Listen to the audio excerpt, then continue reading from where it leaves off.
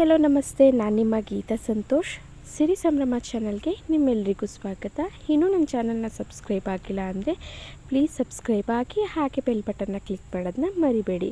ನಾನಿವತ್ತು ಊರಿಗೆ ಹೋಗ್ತಾ ಇದ್ದೀನಿ. ಊರಲ್ಲಿ ಏನೇನಿತ್ತು, ಯಾವ್ಯಾವ ರೀತಿಯಾಗಿ ಏನೇನೆಲ್ಲನೂ ನಡೀತು ಅಂತ ನಾನು ಇವತ್ತಿನ ವೀಡಿಯೋದಲ್ಲಿ ನಿಮ್ಮೆಲ್ಲರಿಗೂ ತಿಳಿಸ್ಕೊಡ್ತಾ ಇದ್ದೀನಿ. ಮಕ್ಕಳಿಗೆ ದಸರಾ ಹಾಲಿಡೇ ರಜಾ ಬಂತು, ಮಕ್ಕಳು ಊರಿಗೆ ಹೋಗೋಣ ಅಂತ ತುಂಬ ದಿನದಿಂದ ಹೇಳ್ತಾನೆ ಇದ್ದರು.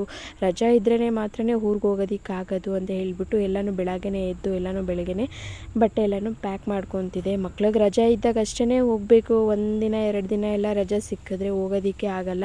ಮನೇಲೇ ಕೆಲಸ ಅದು ಇದು ಟೈಮ್ ಸ್ಪೆಂಡ್ ಮಾಡಿಕೊಂಡು ಹಂಗೆ ಟೈಮ್ ಪಾಸ್ನ ಮಾಡಿಬಿಡ್ತೀವಿ. ಈ ರೀತಿಯಾಗಿ ದಸರಾ ಹಾಲಿಡೇ ಅಥವಾ ಕ್ರಿಸ್ಮಸ್ ಹಾಲಿಡೇ ಬಂದಾಗಲೇ ಅಷ್ಟೇ ನಾವು ಊರಿಗೆ ಹೋಗೋದಕ್ಕಾಗೋದು. ಮಕ್ಕಳನ್ನು ಅಷ್ಟೇ ತುಂಬಾ ಖುಷಿಯಾಗಿದ್ದರು. ಊರಂತಂದ್ರೆ ಅವ್ರಿಗೆ ತುಂಬಾ ಇಷ್ಟ. ಸರಿ ಅಂದ್ಬಿಟ್ಟು ಊರಿಗೆ ಹೋಗೋಣ ಅಂದ್ಬಿಟ್ಟು ಎಲ್ಲನೂ ಊರಿಗೆ ರೆಡಿಯಾಗಿ ಬೆಳಗ್ಗೆನೇ ಹೊರಟ್ವಿ. ನಮ್ಮ ಮನೆಯವ್ರಿಗೆ ರಜಾ ಇರಲಿಲ್ಲ, ಅದಕ್ಕೋಸ್ಕರ ಅವ್ರು ಬರೋದಕ್ಕೆ ಆಗಲಿಲ್ಲ. ನೀವು ಬಸ್ಸಲ್ಲಿ ಹೋಗಿ ಬನ್ನಿ, ಬೇಕಂದರೆ ಸಂಡೇ ಬಂದು ಕರ್ಕೊಂಡು ಬರ್ತೀನಿ ಅಂತ ಹೇಳ್ಬಿಟ್ಟು, ಸರಿ ನಾವೇ ಬಸ್ಸಲ್ಲಿ ಹೋಗೋಣ ಅಂತ ಹೇಳ್ಬಿಟ್ಟು ಮನೆಯಿಂದ ಬಸ್ ಸ್ಟಾಪ್ಗೆ ಹೋಗಬೇಕು, ಕಲ್ಲಸಿಪಳ್ಯ ಬಸ್ ಸ್ಟಾಪ್ಗೆ. ಅದಕ್ಕೋಸ್ಕರ ನಾನು ಓಲಾ ಆಟೋನ ಬುಕ್ ಮಾಡಿಕೊಂಡೆ. ಇಲ್ಲಿಂದ ಆಟೋದಲ್ಲಿ ಹೋದ್ವಿ. ಮಕ್ಳಿಗಂತೂ ತುಂಬಾ ಖುಷಿ ಇತ್ತು ಅಂತಲೇ ಹೇಳ್ಬೋದು. ಊರಿಗೆ ಹೋಗ್ತಾ ಇರೋದು ತುಂಬ ದಿನ ಆಗಿತ್ತು, ಊರಿಗೆ ಹೋಗೇ ಇರಲಿಲ್ಲ. ಊರು ಬಂದು ನಮ್ಮದು ಕನಕಪುರದ ಹತ್ರ ಕಳ್ಳಳ್ಳಿ ಅಂತ. ಮಕ್ಕಳು ನೋಡಿ ಎಷ್ಟು ಖುಷಿಯಾಗಿದ್ದಾರೆ ಊರಿಗೆ ಹೋಗ್ತಾ ಇದ್ದೀವಿ ಅಂತ ಹೇಳ್ಬಿಟ್ಟು. ಸರಿ ಅಂದ್ಬಿಟ್ಟು ಬೆಳಗ್ಗೆನೇ ಎಲ್ಲನೂ ರೆಡಿ ಆಗಿಬಿಟ್ಟು ಊರಿಗೆ ಹೊರಟ್ವಿ. ಮನೆ ಕೀ ನನ್ನ ಹತ್ರನೇ ಇತ್ತು. ನಮ್ಮ ಮನೆಯವ್ರು ಬೆಳಗ್ಗೆನೇ ಕೆಲ್ಸಕ್ಕೆ ಹೋಗ್ಬಿಟ್ರು, ನೀವು ಹೋಗಿ ಅಂತ ಹೇಳಿಬಿಟ್ಟು. ಸರಿ ನಾನು ಮನೆ ಕೀ ಕೊಡಬೇಕಾಗಿತ್ತು, ಅದಕ್ಕೆ ಮೆಟ್ರೋ ಸ್ಟೇಷನ್ ಹತ್ರ ಸರ್ವಿಸ್ ಸ್ಟೇಷನ್ ಇದೆ ಕಾರ್ದು. ಸರಿ ಕೀ ಕೊಟ್ಟು ಹೋಗೋಣ ಅಂದ್ಬಿಟ್ಟು ಅಲ್ಲೇ ಆಟೋದಲ್ಲಿ ಹೋದ್ವಿ. ಅವರು ಕೀ ಕೊಡ್ತಾರೆ ಅಂದ್ಬಿಟ್ಟು ನಮ್ಮ ಮನೆಯವರು ಕಾಯ್ತಾಯಿದ್ರು. ಹಾಗೆ ಕೀ ಕೊಟ್ಬಿಟ್ಟು ಖರ್ಚಿಗೆ ಕಾಸು ತಗೋ, ಏನಾದರೂ ಮಕ್ಕಳಿಗೆ ಏನಾದರೂ ಕೊಡಿಸು ಅಂತ ಹೇಳ್ಬಿಟ್ಟು ಖರ್ಚಿಗೆ ಕಾಸು ಕೊಟ್ಟರು. ಹಾಗೆ ಬಸ್ ಸ್ಟಾಪ್ಗೆ ನಾವು ಆಟೋದಲ್ಲೇ ಹೋದ್ವಿ. ಮಕ್ಕಳಿಗೆಲ್ಲನೂ ಬಾಯ್ ಹೇಳ್ಬಿಟ್ಟು 3 ದಿನ 4 ದಿನ ಮಕ್ಕಳಿರಲ್ವಲ್ಲ, ಅವ್ರಿಗೂ ತುಂಬ ಬೇಜಾರಿತ್ತು ಹೋಗ್ತಾ ಇರೋದು. ಸರಿ ಹೋಗಿ ಬನ್ನಿ, ಯಾವಾಗಲಾದರೂ ಒಂದು ಸಲ ಹೋಗ್ತೀರಾ ಅಂತ ಕಳಿಸ್ಕೊಟ್ರು. ಸರಿ ಅಲ್ಲಿ ರೋಡಲ್ಲಿ ಹೋಗ್ಬೇಕಾದ್ರೆ ಒಬ್ಬರು ಕೂತಿದ್ರು. ಪಾಪ ಕಾಲೇನೋ ಹೀಟಾಗಿಬಿಟ್ಟು ನೋಡೋಕ್ಕೆ ಒಂದು ಸ್ವಲ್ಪ ಭಯನೇ ಆಯಿತು. ಪಾಪ ನೋಡೋರಿಲ್ಲ, ಯಾರು ಕೇಳೋರಿಲ್ಲ. ಪಾಪ ಅವರಲ್ಲೇ ಒಬ್ಬರೇ ಕೂತಿದ್ರು.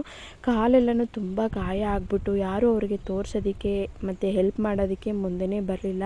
ಅವ್ರು ನೋಡಿ ತುಂಬಾ ಬೇಜಾರಾಯಿತು. ಒಬ್ಬರೇ ಪಾಪ ಕೂತ್ಕೊಂಡು ಅಳೋ ಥರ ಮಾಡಿಕೊಂಡು, ತುಂಬ ಕಾಲು ಪೇಯ್ನ್ ಇತ್ತು ಅನಿಸುತ್ತೆ, ಸೊಳ್ಳೆ ನೋಡ ಎಲ್ಲನೂ ಮುತ್ಕೊಂಡಿದ್ವು. ಪಾಪ ನೋಡಿ ತುಂಬಾ ಬೇಜಾರಾಯಿತು. ಹಾಗೆ ಬಸ್ ಸ್ಟಾಪ್ಗೆ ಹೋದ್ವಿ. ಬಸ್ ರೆಡಿ ಆಗಿತ್ತು. ಸರಿ ಅಂದ್ಬಿಟ್ಟು ಬಸ್ನ ಹತ್ಕೊಂಡ್ವಿ. ಸೀಟೆಲ್ಲನೂ ಖಾಲಿನೇ ಇತ್ತು. ನಾವು ಯಾವಾಗ್ಲೂ ಕನಕಪುರ ಬಸ್ ಸ್ಟಾಪ್ಗೆ, ಕಲಸಿಪಳ್ಯ ಬಸ್ ಸ್ಟಾಪ್ಗೆ ಹೋಗ್ಬಿಡ್ತೀವಿ. ಇನ್ನು ಮುಂದೆ ಹೋದರೆ ಬಸ್ಸು ಸೀಟ್ ಸಿಗಲ್ಲ ಅಂತ ಹೇಳ್ಬಿಟ್ಟು. ಸರಿ ನಮಗೆ ಹೋಗಿದ ತಕ್ಷಣ ಬಸ್ಸು ಸೀಟ್ ಖಾಲಿ ಇತ್ತು. ಆರಾಮಾಗಿ ಕೂತ್ಕೊಂಡು ಫೈನಲ್ಲಾಗಿ ಊರನ್ನ ತಲುಪಿದ್ವಿ. ಊರು ಒಳಗಡೆ ಹೋಗ್ತಿದ್ದಂಗೆ ಮಕ್ಳಿಗೇನೋ ಖುಷಿ, ಇನ್ನೇನು ತಾತನ ಮನೆ ಬಂತು ಅಂತ ಹೇಳ್ಬಿಟ್ಟು ಖುಷಿ ಅವರಿಗೆ. ಹೋಗೋಷ್ಟರಲ್ಲಿ ಅಪ್ಪ ಅಮ್ಮ ಎಲ್ಲನೂ ಕಾಯ್ತಾಯಿದ್ರು. ಮಕ್ಕಳೂ ಸಹ ಎಷ್ಟೊತ್ತಿಗೆ ಬರ್ತಾರೆ ಅಂತ ಹೇಳ್ಬಿಟ್ಟು. ಇದು ಬಂದು ಚಿಕ್ಕ ತಿರುಪತಿ ವೆಂಕಟೇಶ್ವರ ಟೆಂಪಲ್ಲು. ತುಂಬಾ ಚೆನ್ನಾಗಿದೆ ದೇವಸ್ಥಾನದ್ದು. ಒಂದು ವೀಡಿಯೋ ಮಾಡಿ ನೆಕ್ಸ್ಟ್ ವೀಡಿಯೋದಲ್ಲಿ ಅಪ್ಲೋಡ್ ಮಾಡ್ತೀನಿ. ನೋಡಿ ನಮ್ಮಮ್ಮ ನಮ್ಮಪ್ಪ ಎಲ್ಲನೂ ಕಾಯ್ತಿದ್ದಾರೆ. ಮಕ್ಕಳು ಎಷ್ಟೊತ್ತಿಗೆ ಬರ್ತಾರೆ, ಮೊಮ್ಮಕ್ಕಳು ಮಾತಾಡ್ಸೋಣ ಅಂತ ಹೇಳ್ಬಿಟ್ಟು. ಹೋಗಿದ ತಕ್ಷಣ ಖುಷಿ ಮಕ್ಕಳಿಗೆ. ನೋಡಿ ಅಕ್ಕಪಕ್ಕ ಮನೆಯವರೆಲ್ಲನೂ ಅಲ್ಲಿ ಆಟ ಆಡೋದು ಸಿಗ್ತಾರೆ. ಅವರೂ ಸಹ ಎಲ್ಲ ಎತ್ಕೊಂಡು ಮಕ್ಕಳನ್ನ ಆಟ ಆಡಿಸ್ತಾಯಿದ್ರು. ನಮ್ಮ ಮನೇಲಿ ಏನಂತಂದರೆ ಮೇಲೆ ಹೋಗ್ಬಿಟ್ರೆ ಆಚೆ ಕಡೆ ಮಕ್ಕಳು ಯಾರೂ ಸಿಗಲ್ಲ, ಅವರಿಬ್ಬರೇ ಆಟ ಆಡ್ಕೊಬೇಕು. ಊರಲ್ಲಿ ಅಂತಂದರೆ ಅಕ್ಕಪಕ್ಕ ಮಕ್ಕಳಾಗಲಿ ಮನೆಯವರು ಎಲ್ಲರೂ ಸಿಗ್ತಾರೆ. ಅವ್ರ ಜೊತೆ ಟೈಮ್ ಸ್ಪೆಂಡ್ ಮಾಡಿಬಿಡ್ತಾರೆ. ಮನೆಗೆ ಬರೋದಿಲ್ಲ ಅಂತಲೇ ಹೇಳ್ಬೋದು. ನೋಡಿ ಆಗಲೇ ಅಕ್ಕಪಕ್ಕ ಮನೆಗೆಲ್ಲ ಹೋಗಿ ಮಾತಾಡಿಸ್ಕೊಂಡು ಮಕ್ಕಳ ಜೊತೆ ಆಟ ಆಡಿಕೊಂಡು ಹೇಗೆ ಎಂಜಾಯ್ ಮಾಡ್ತಿದ್ದಾರೆ. ಮಕ್ಳಿಗೊಂಥರ ಖುಷಿ ಸಿಕ್ತು ಅಂತಲೇ ಹೇಳ್ಬೋದು ಊರಿಗೆ ಹೋಗಿದ್ದು. ಇನ್ನು ಯಾವಾಗ ಬರ್ತೀವೋ ಅಂತ ಹೇಳಿಬಿಟ್ಟು ಒಂದು 4-5 ದಿನ ಇದ್ಬಿಟ್ಟು ಹೋಗೋಣ ಅಂತ ಬಂದಿದ್ದೀವಿ. ಈ ಹುಡುಗಿ ಬಂದು ಪಕ್ಕದ ಮನೆ ಹುಡುಗಿ. ಹಳ್ಳಿ ವಾತಾವರಣವೇ ಒಂಥರ ಚೆನ್ನಾಗಿರುತ್ತೆ ಅಂತಲೇ ಹೇಳ್ಬೋದು. ಟೈಮ್ ಪಾಸ್ ಮಾಡೋದಕ್ಕಾಗಲಿ ಎಲ್ಲದಕ್ಕೂ ಒಂಥರ ಚೆನ್ನಾಗಿರುತ್ತೆ ಅಂತಲೇ ಹೇಳ್ಬೋದು. ನಮ್ಮ ಮನೇಲಿ 2 ಹಸುಗಳಿದೆ, ಹಾಗೆ ಒಂದು ಪುಟಾಣಿ ಕರುನೂ ಸಹ ಇದೆ. ಅದಂತೂ ತುಂಬಾ ಮುದ್ದಾಗಿದೆ ಅಂತಲೇ ಹೇಳ್ಬೋದು. ಈ ಕರು ಬಂದು ಜಸ್ಟ್ 2 ಡೇಸ್ ಕರು. ಇದು ಮರಿ ಹಾಕಿರೋದು. ತುಂಬಾ ಕ್ಯೂಟಾಗಿ ತುಂಬಾ ಚೆನ್ನಾಗಿದೆ ಅಂತಲೇ ಹೇಳ್ಬೋದು. ಅಪ್ಪು ಅಂತೂ ಇದನ್ನು ನೋಡಿದ್ರೆ ಕ್ಯೂಟಾಗಿದೆ ಅಂತ ಹೇಳ್ತಿರ್ತಾನೆ. ಇದನ್ನು ಆಚೆ ಕಟ್ಟಾಕೋದಕ್ಕಾಗಲ್ಲ ಅಂದ್ಬಿಟ್ಟು ಮನೆ ಒಳಗಡೆ ಕಟ್ಟಾಕೊಂಡಿದ್ದಾರೆ. ಅದು ತುಂಬಾ ಕ್ಯೂಟಾಗಿದೆ. ನೆಕ್ಸ್ಟು ಹಸು ಕರು ಹಾಕಿತ್ತಲ್ವ ಅದ್ರ ಹಾಲು ಗಿಣ್ಣು ಹಾಲು ಬರುತ್ತಲ್ವ ಅದನ್ನು ಮಾರಮ್ಮ ದೇವಸ್ಥಾನಕ್ಕೆ ನಾವು ಯಾವಾಗಲೂ ಕೊಟ್ಬಿಡ್ತೀವಿ. ಅವರು ಅದರಿಂದ ಪ್ರಸಾದನ ಮಾಡ್ತಾರೆ, ಗಿಣ್ಣು ಅಂತ ಹೇಳ್ಬಿಟ್ಟು ಪ್ರಸಾದನ ಮಾಡ್ತಾರೆ. ಸರಿ ನಾವು ಹಾಲು ಕೊಟ್ಟಿದ್ವಲ್ಲ ಅಂದ್ಬಿಟ್ಟು ಸರಿ ಪೂಜೆ ಮಾಡಿಸ್ಕೊಂಡು ಬರೋಣ ಅಂತ ಹೋಗಿದ್ವಿ. ಅಲ್ಲಿ ನಾವು ಕೊಟ್ಟಿರೋ ಗಿಣ್ಣು ಹಾಲಿಂದ ಪ್ರಸಾದ ಮಾಡಿದ್ರು. ತುಂಬಾ ಟೇಸ್ಟಿಯಾಗಿ ಚೆನ್ನಾಗಿತ್ತು ಅಂತಲೇ ಹೇಳ್ಬೋದು. ಪ್ರಸಾದ ಅಂದ್ರೇ ತುಂಬಾ ಟೇಸ್ಟ್ ಅಂತಲೇ ಹೇಳ್ಬೋದು. ನೋಡಿ ಫಸ್ಟು ಅಪ್ಪುಗಂತೂ ಪ್ರಸಾದ ಅಂದರೆ ತುಂಬಾ ಇಷ್ಟ. ಹೋಗಿ ಅವನೇ ನಾನು ಪ್ರಸಾದ ಬೇಕು ಅಂದ್ಬಿಟ್ಟು ಇಸ್ಕೊಂಡಿದ್ದಾನೆ. ಗಿಣ್ಣು ಸೂಪರ್ ಟೇಸ್ಟಿಯಾಗಿ ಚೆನ್ನಾಗಿ ಬಂದಿತ್ತು ಅಂತಲೇ ಹೇಳ್ಬೋದು. ನಾವು ಮನೇಲಿ ಮಾಡಿದ್ರೂ ಅಷ್ಟು ಟೇಸ್ಟ್ ಬರೋಲ್ಲ. ಅಲ್ಲಿ ಪ್ರಸಾದ ಅಂತ ಒಂದು ಸ್ವಲ್ಪ ಇಷ್ಟೇ ಕೊಟ್ಟರು ತುಂಬಾ ಟೇಸ್ಟು, ಇನ್ನೂ ತಿನ್ನಬೇಕು ಅಂತ ಅನ್ನಿಸ್ತಿತ್ತು. ನೋಡಿ ಹಾಗೆ ನಮ್ಮ ಮನೇನ ನಿಮಗೆ ತೋರಿಸ್ತಾ ಇದ್ದೀನಿ. ಈ ಮನೆ ಬಂದು 1992ನಲ್ಲಿ ಕಟ್ಟಿರೋ ಮನೆ ಇದು. ನೋಡಿ ಈ ಮನೆ ಎಲ್ಲನೂ ಕಟ್ಟಬೇಕಾದ್ರೆ ಇದು ಆಲ್ಮೋಸ್ಟು ಎಲ್ಲ ಮಣ್ಣಿಂದನೇ ಸಹ ಕಟ್ಟಿರೋ ಮನೆ ಇದು. ಇಟ್ಟಿಗೆನೂ ಅಷ್ಟೇ ಅವರೇ ತಯಾರಿಸಿ ಕಟ್ಟಿರೋಂಥ ಮನೆ ಇದು. ಈಗೆಲ್ಲ ಈ ಥರ ಮನೆಗಳೆಲ್ಲ ಕಟ್ಟೋದಕ್ಕೆ ಆಗಲ್ಲ. ಇದು ಫುಲ್ಲು ಟೋಟಲಾಗಿ ಎಲ್ಲ ಹಂಚಿನ ಮನೆಯೇ ಇರೋದು. ಇವಾಗೆಲ್ಲ ಮನೆಗಳು ಕಟ್ಟಿದ್ರೆ ಎಲ್ಲ 3rd floor, first, second, 3rd floor ಅಂತ ಬಿಲ್ಡಿಂಗ್ಗಳನ್ನ ಎಬ್ಬಿಸ್ತಾರೆ. ಈಗ ಹಳ್ಳಿ ಮನೆ ನೋಡಿ ಈ ರೀತಿಯಾಗಿ ಚೆನ್ನಾಗಿದೆ. ಇದು ಎಂಟ್ರೆನ್ಸು ಬಂದು ಎಲ್ಲನೂ ಹಂಚಿನಿಂದಲೇ ಮನೆ ಇರೋದಿದು. ನೋಡಿ ಈ ರೀತಿಯಾಗಿ ನಮ್ಮ ಮನೆ ಇರೋದು. ಇವಾಗ ಈ ಥರ ಮನೆಯೆಲ್ಲನೂ ಕಟ್ಟಬೇಕಂದ್ರೆ ತುಂಬಾ ಕಷ್ಟ ಆಗುತ್ತೆ. ನೋಡಿ ಇದೆಲ್ಲನೂ ಅವರೇ ಮರಗಳಿಂದ ಎಲ್ಲನೂ ಮರಗಳೆಲ್ಲ ಕಡಿದು ಅದನ್ನೆಲ್ಲ ರೆಡಿ ಮಾಡಿಸಿ ಕಟ್ಟಿರೋಂಥ ಮನೆ.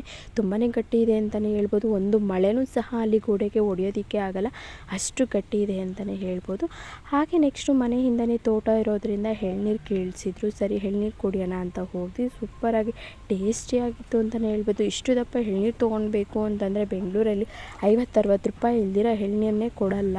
ಇದಂತೂ ಆವಾಗಲೇ ಕುಡಿದ್ವಿ. ತುಂಬಾ ಟೇಸ್ಟಿಯಾಗಿತ್ತು ಅಂತಲೇ ಹೇಳ್ಬೋದು. ಅಪ್ಪನೂ ಸಹ ಬಂದ, ನಾನು ಎಳ್ನೀರು ಕುಡಿತೀನಿ ಅಂತ ಹೇಳಿಬಿಟ್ಟು ಅವನಿಗೆ ಒಂದು ಗ್ಲಾಸಲ್ಲಿ ಹಾಕ್ಕೊಡೋಣ ಅಂತ ಹೇಳಿದ್ರೆ ಕೇಳ್ತಾ ಇರಲಿಲ್ಲ. ನಾವೆಲ್ಲನೂ ಇದೇ ರೀತಿ ತೆಂಗಿನಕಾಯಿ ಎಳ್ನೀರು ಇದೇ ಥರ ಕುಡಿತಿದ್ವಲ್ಲ, ಸರಿ ನಾನು ಕುಡಿತೀನಿ ಅಂತ ಹೇಳ್ಬಿಟ್ಟು ಅವನು ಟ್ರೈ ಮಾಡ್ತಾಯಿದ್ದ. ಕುಡಿಯೋದಕ್ಕೆ ಬರ್ತಾ ಇರಲಿಲ್ಲ, ಆದರೂ ನಾನೇ ಕುಡಿತೀನಿ ಅಂತ ಹೇಳ್ಬಿಟ್ಟು ಅವನೇ ಕುಡಿಯೋದಕ್ಕೆ ಟ್ರೈ ಮಾಡ್ತಾಯಿದ್ದ. ನೋಡಿ ಹಳ್ಳಿ ವಾತಾವರಣ ಅಂದ್ರೆ ಒಂಥರ ತುಂಬಾ ಚೆನ್ನಾಗಿರುತ್ತೆ. ಆ ಗಾಳಿ, ಆ ಗ್ರೀನರಿ ಇರೋದು, ಹಸಿರಾಗಿರೋದು ತೋಟ ಎಲ್ಲನೂ ತುಂಬಾ ಚೆನ್ನಾಗಿತ್ತು ಅಂತಲೇ ಹೇಳ್ಬೋದು. ಹಾಗೆ ಹಸುಗಳಿಗೋಸ್ಕರ ಇಲ್ಲಿ ಮುಸ್ಕಿನ ಜೋಳ ಎಲ್ಲನೂ ಹಾಕ್ಕೊಂಡಿದ್ದಾರೆ. ಹಾಗೆ ತೆಂಗಿನ ಮರಗಳನ್ನು ಸಹ ಬೆಳೆಸಿದ್ದಾರೆ. ಇಲ್ಲ ಅಂತಂದರೂ ವರ್ಷಕ್ಕೆ 2 ಸಲ ತೆಂಗಿನಕಾಯಿ ನಾವು ಕಿತ್ಕೊಳ್ಬೋದು. ಹಾಗೆ ಎಳ್ನೀರು ಸಿಗುತ್ತೆ, ಅವಾಗವಾಗ ನಮ್ಗೆ ಬೇಕಾದಾಗ ಕಿತ್ಕೊಬೋದು. ಈ ರೀತಿಯಾಗಿ ತೆಂಗಿನ ಮರಗಳೆಲ್ಲನೂ ಹಾಕ್ಕೊಂಡಿದ್ದಾರೆ. ಸರಿ ನಾವು ಮನೆಗೆ ಬಂದಿದ್ದೀವಲ್ವಾ ಅಂತ ಹೇಳ್ಬಿಟ್ಟು ಏನಾದರೂ ಸ್ವೀಟ್ ಮಾಡೋಣ ಅಂತ ಹೇಳ್ಬಿಟ್ಟು ಕೊಬ್ಬರಿ ಇತ್ತು ಸ್ವಲ್ಪ, ರವೆ ಉಂಡೆ ಮಾಡ್ಕೊಳ್ಳೋಣ ಅಂತ ಹೇಳ್ಬಿಟ್ಟು ಕೊಬ್ಬರಿನ ಓಡಿಸ್ತಾ ಇದ್ವಿ. ಹಾಗೆ ಒಂದು ವಿಡಿಯೋನ ಮಾಡಿಕೊಂಡೆ. ನೋಡಿ ಈ ರೀತಿಯಾಗಿ ನಮ್ಮ ತೋಟನೇ ಇರೋದು. ಇದು ಮನೆ ಹಿಂದೆಯೇ ಸಹ ಇದೆ ತೋಟ. ನಮಗೆ ಬೇಕಾದಾಗ ಬಂದು ಓಡಾಡಿಕೊಂಡು ವಾಕ್ ಮಾಡಿಕೊಂಡು ಟೈಮ್ ಪಾಸ್ ಮಾಡಿಕೊಂಡು ಹೋಗ್ಬೋದು. ತುಂಬಾ ಚೆನ್ನಾಗಿದೆ ಅಂತಲೇ ಹೇಳ್ಬೋದು. ಬಿಸಿಲು ಅಂತಲೂ ಏನೂ ಅನ್ನಿಸ್ಲಿಲ್ಲ. ತುಂಬ ತೋಟ ಎಲ್ಲ ಓಡಾಡ್ಕೊಂಡಿದ್ರೆ ತೋಟದಲ್ಲೇ ಇರಬೇಕು ಅಂತ ಅನ್ನಿಸ್ತಿತ್ತು. ನೋಡಿ ಈ ರೀತಿಯಾಗಿ ಮುಸ್ಕಿನ ಜೋಳ ಹಾಕ್ಕೊಂಡಿದ್ದಾರೆ. ಹಾಗೆ ಹಸುಗಳಿಗೆ ಹುಲ್ಲು ಬೇಕಲ್ಲ, ಅದನ್ನು ಸಹ ಹಾಕ್ಕೊಂಡಿದ್ದಾರೆ. ಮಳೆ ಇದ್ದಿದ್ರೆ ಇನ್ನೂ ಚೆನ್ನಾಗಿ ಬರ್ತಿತ್ತು ಎಲ್ಲನೂ. ನೋಡಿ ಬಾವಿ ತೋರಿಸ್ತೀನಿ ಬನ್ನಿ. ನೋಡಿ ನೀರಂತೂ ಸ್ವಲ್ಪನೂ ಇಲ್ಲ, ಮಳೆ ಇಲ್ಲ. ನೋಡಿ ನೀರು ತುಂಬಾ ಇರುತ್ತೆ. ನೋಡಿ ಇಲ್ಲಿವರೆಗೂ ಮೆಟ್ಲಿದೆಯಲ್ವಾ, ಅಲ್ಲಿವರೆಗೂ ಮಳೆ ಇದ್ದರೆ ತುಂಬ ಇರುತ್ತೆ ನೀರು. ಮತ್ತು ಹುಲ್ಲುಗಳಿಗೆಲ್ಲ ಇದೇ ನೀರನ್ನ ನಾವು ಕೊಡ್ತಾ ಇದ್ದಿದ್ದು. ಇವಾಗ ನೀರು ಇಲ್ಲ, ಮಳೆ ಇಲ್ಲ, ತುಂಬಾ ಬೇಜಾರಾಗುತ್ತೆ ನೋಡೋದಕ್ಕೆ. ಸ್ವಲ್ಪನೂ ಸಹ ನೀರಿಲ್ಲ. ನೋಡಿ ಅದು ಬೋರ್ ಇಟ್ಕೊಂಡಿದ್ದಾರೆ. ಬೋರ್ನ ಅಟ್ಯಾಚ್ ಮಾಡಿ ನೀರನ್ನ ತೋಟಕ್ಕೆ ಬಿಡೋ ಥರ ಮಾಡ್ಕೊಂಡಿದ್ದಾರೆ. ನೀರಂತೂ ಸ್ವಲ್ಪನೂ ಇಲ್ಲ, ಇಷ್ಟೇ ಇರೋದು ನೀರು. ಅದನ್ನು ಇವಾಗ ಹುಲ್ಲುಗಳಿಗೂ ಸಾಕಾಗ್ತಿಲ್ಲ, ಮಳೆ ಇಲ್ಲ. ಈ ರೀತಿಯಾಗಿ ಹಳ್ಳಿ ವಾತಾವರಣ ಇರೋದು. ಆದರೂ ಪರವಾಗಿಲ್ಲ, ಸ್ವಲ್ಪ ಮಳೆ ಆಗ್ತಾ ಇದೆ ಅವಾಗ ಈಗಲೂ ಅನ್ನೋ ಥರ ಮಳೆ ಆಗ್ತಿದೆ. ಹಳ್ಳಿ ವಾತಾವರಣದ ಬಗ್ಗೆ ಈ ವಿಡಿಯೋ ನಿಮ್ಮೆಲ್ರಿಗೂ ಇಷ್ಟ ಆಗಿದೆ ಅಂದ್ಕೊಂಡು ಪ್ಲೀಸ್ ಸಬ್ಸ್ಕ್ರೈಬ್ ಆಗಿ, ಹಾಗೆ ಬೆಲ್ ಬಟನ್ನ ಕ್ಲಿಕ್ ಮಾಡೋದನ್ನ ಮರಿಬೇಡಿ. Thank you.